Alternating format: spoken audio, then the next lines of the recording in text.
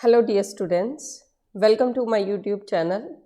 Dear students, अब ये जो आपका एग्ज़ाम होने जा रहा है उसको ध्यान में रखते हुए नवंबर 2020 का जो आपका लास्ट एग्ज़ाम हुआ है, मैं डेली इसके ऊपर वीडियोस पोस्ट कर रही हूँ। जैसे कि आपको भी पता है कि प्रीवियस ईयर के जो लेटेस्ट पेपर्स होते हैं उनके क्वेश्चंस पेपर में आने के हमें ब्राइट चांसेस होते हैं। तो मैं इन वीडियो सीरीज़ में इन्हीं के सल्यूशन आप लोगों को पोस्ट करने जा रही हूँ, ठीक है।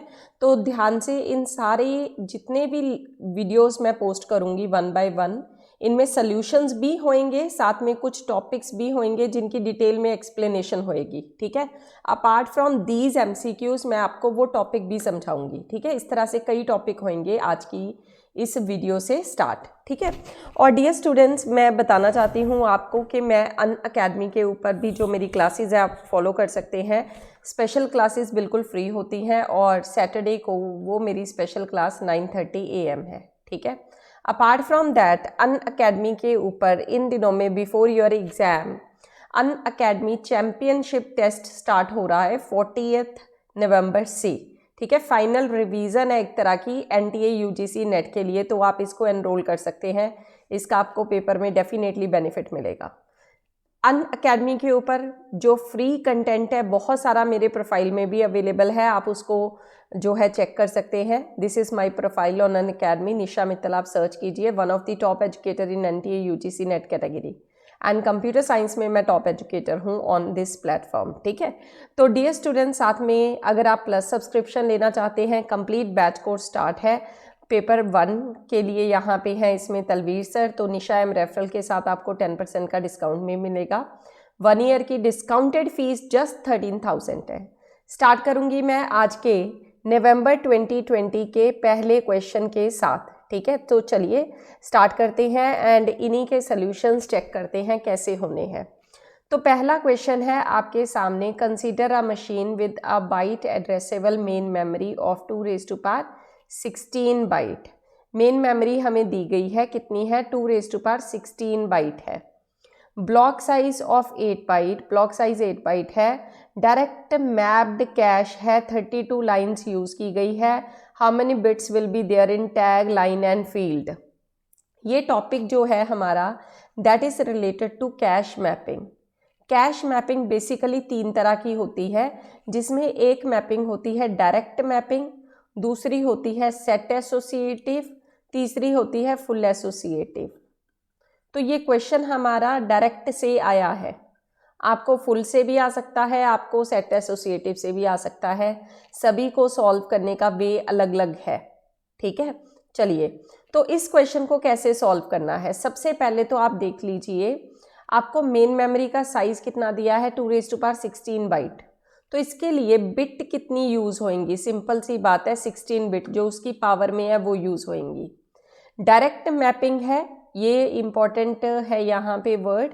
डायरेक्ट मैपिंग कैश है, तो डायरेक्ट मैपिंग कैश में यहाँ पे क्या होता है, उन्होंने क्या लिखा है, टैग बताओ। This is what, line. Line means to से नंबर ऑफ लाइन्स या फिर ब्लॉक।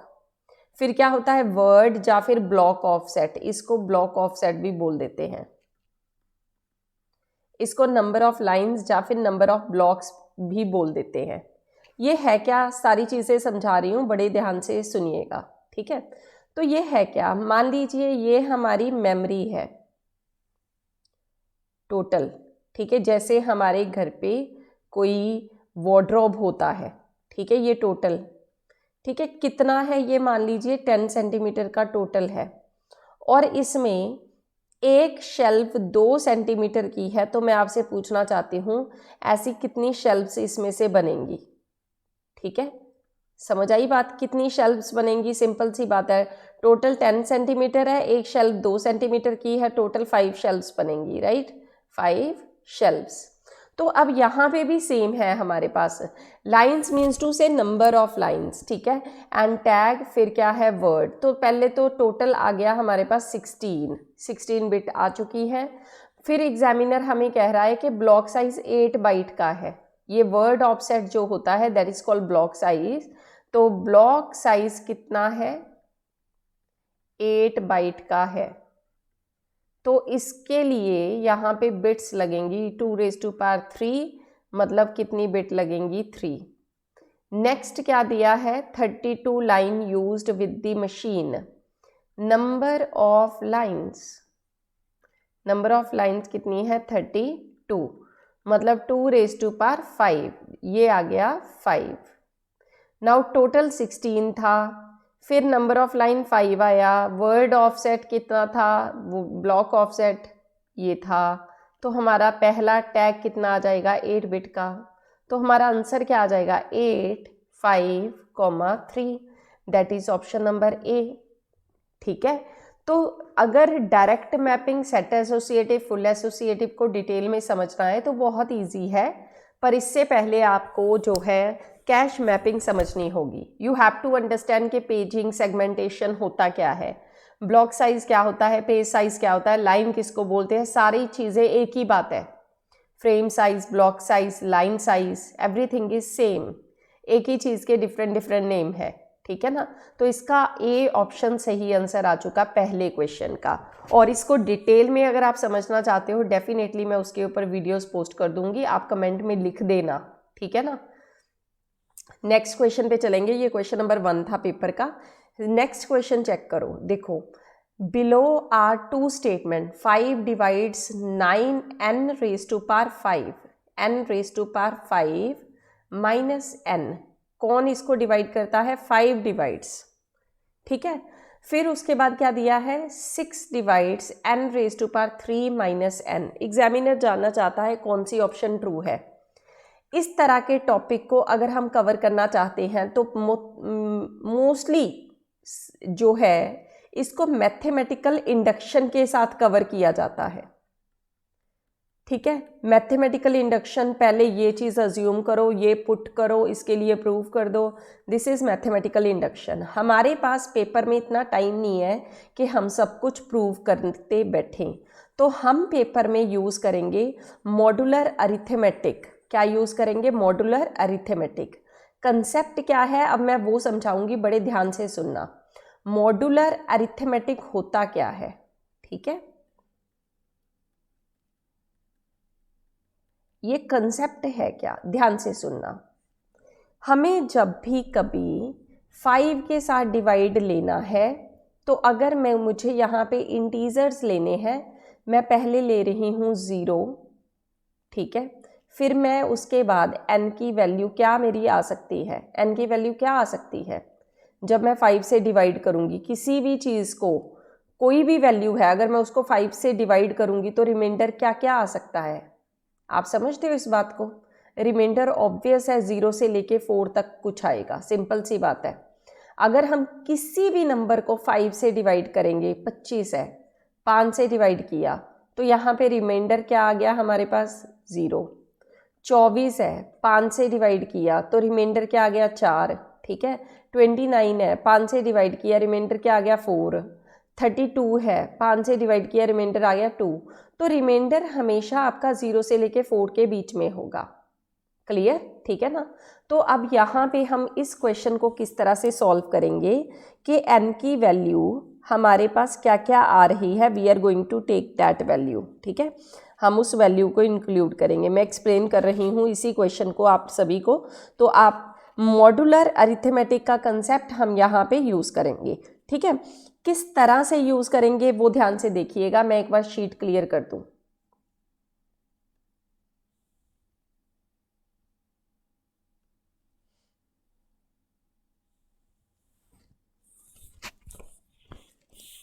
हाँ जी, ठीक है, तो ध्यान दीजिए सभी स्टूडेंट्स, कैसे इस क्वेश्चन को हमें सॉल्व करना है। 1 मिनट प्लीज, पेन।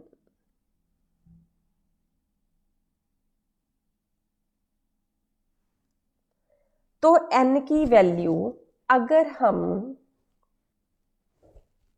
मोड ले रहे हैं 5 के साथ, तो सिंपल सी बात है, वो 0 1 2 3 या फिर 4 आएगी। इसी तरह से अगर हम n की पावर 5 ले, तो उसको भी अगर हम मोड 5 के साथ ले रहे हैं तो वो क्या आएगा। अगर n की वैल्यू 0 थी, n की पावर 5 की वैल्यू भी 0 आएगी। मैं पहला 0 लिख रही हूँ। इफ़ n वाज 1, n की पावर 5 दैट वुड बी 1, ठीक है ना, साथ में मोड ले सकते हो आप इसके। अगर n की वैल्यू 2 है, n की पावर 5 की वैल्यू 32 होगी, जब आप इसका मोड लोगे 5 के साथ वो 2 ही आ जाएगा। ऐसे ही अगर n की वैल्यू 3 है, n की वैल्यू पावर 5 ले रहे हो, मतलब 3 की पावर 5, उसको 5 के साथ आप डिवाइड करोगे, you will get reminder 3 only, reminder 3 ही मिलेगा। कैसे आप चेक भी कर सकते हो, ऊपर आपका 5 टाइम अगर मल्टीप्लाई लोगे तो ये बना, पहले इसको 5 से डिवाइड कर देंगे, ठीक है ना, मोड लेना है ना बेसिकली, मोड 5। मोड 5 का मतलब क्या होता है, 9 का मोड अलग ले लो, इस 9 का अलग, इस 3 का अलग। पहले 9 का मोड लिया 4 आ गया, दूसरे का 4 आ गया, थर्ड ऐसे ही। ये हुआ 14 एंड 16 का मोड लेंगे 5 के साथ, that is 1, 1 multiply 3 that is 3, तो ये 3 ही आ गया। ऐसे ही अगर आप n की वैल्यू 4 ले रहे हो तो n की पावर अगर आप 5, ठीक है, n की पावर 5 लोगे, still again you will get reminder here 4 only. तो डियर स्टूडेंट्स, अगर आप इसको चेक करो, इन दोनों को आप सब्ट्रैक्ट करो, what you will get here, n raise to power 5 is equal to 0, किसके साथ, मोड के साथ। इट मीन्स वो डिविजिबल है, सिंपल सी बात है, 5 divides n raise to power 5 minus n, ठीक है ना, डिविजिबल है। यही इन्होंने पूछा है, क्या ये बात सही है, ये पहली बात तो बिल्कुल सही हो चुकी।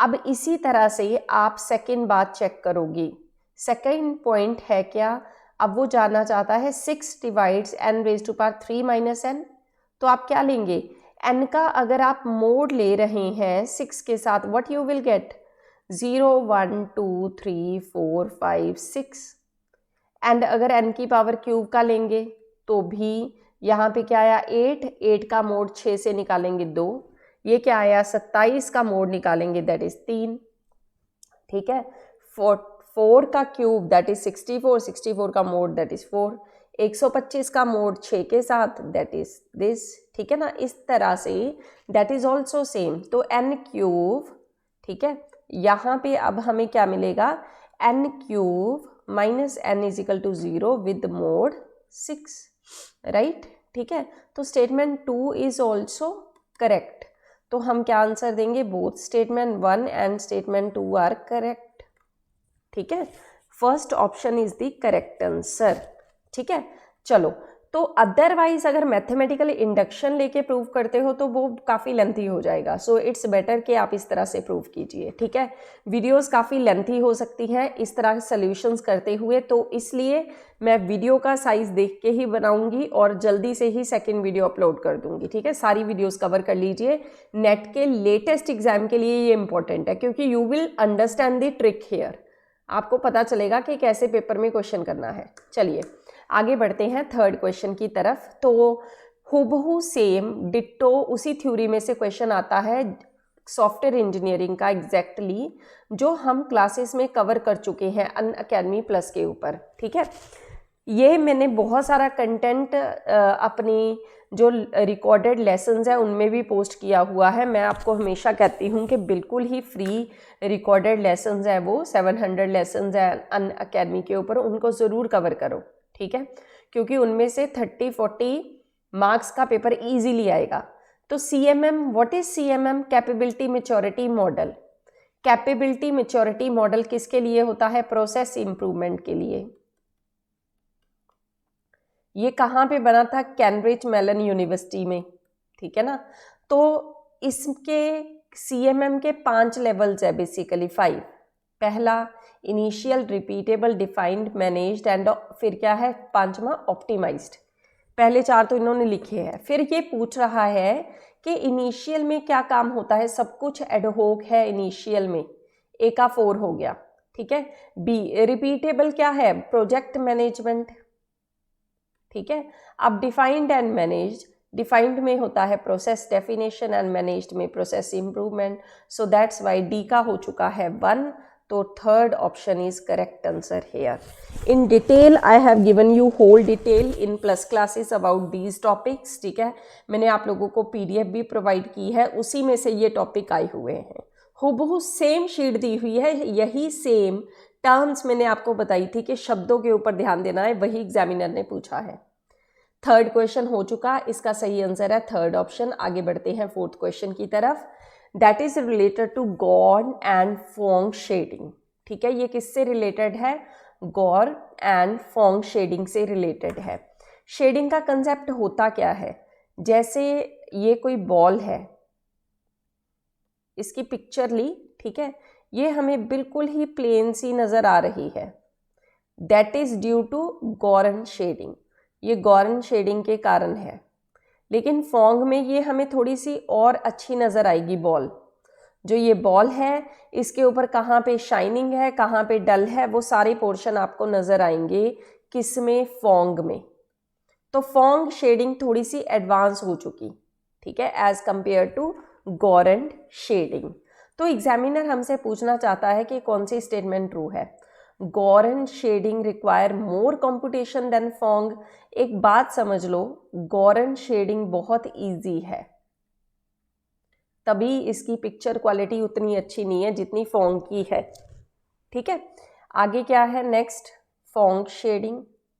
फोंग शेडिंग जो है वो है कंप्यूटेशन, उसमें काफ़ी ज़्यादा ज़रूरत है। किसमें? फोंग में, ना कि गॉरन में। तो ए ऑप्शन कैंसल।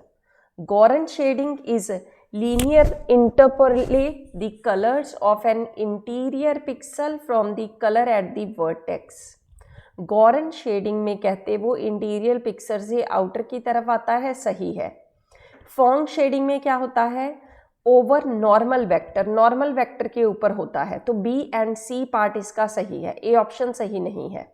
ठीक है, गॉरन शेडिंग में क्या लिखा है? मोर कंप्यूटेशन देन फोंग। फोंग से ज़्यादा चाहिए? नहीं, फोंग में ज़्यादा होती है। तो इसका सही ऑप्शन है option number third. Apart from that मैं आप लोगों को नेक्स्ट वीडियो में जितनी भी इसकी और प्रॉपर्टीज़ है वो भी डिस्कस करूँगी जो मैंने यहाँ पे लिस्ट आउट की हुई है। ठीक है, क्यों? क्योंकि ज़रूरी थोड़ी है कि हमें यही दो बातें पूछे, वो कोई और बात भी पूछ सकता है। तो we are going to cover all these details in next session. ठीक है, चलो, तो इसका सही आंसर हमारा हो चुका है third option. B and C true है, ए फॉल्स है।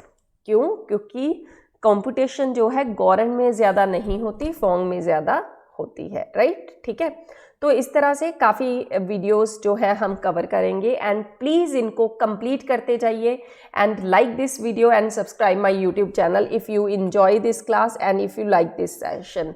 और साथ में अनअकैडमी प्लस ज्वाइन करते हुए निशा एम रेफरल कोड यूज़ कीजिए। और जो 14 नवंबर को टेस्ट सीरीज शुरू हो रही है आपकी अनअकैडमी चैंपियनशिप टेस्ट, इसको डेफिनेटली एनरोल कीजिए टू गेट द बेनिफिट। इस सेशन में इतना ही। आई होप कि ये सेशन आप लोगों के लिए डेफिनेटली इंपॉर्टेंट रहे। Thanks a lot.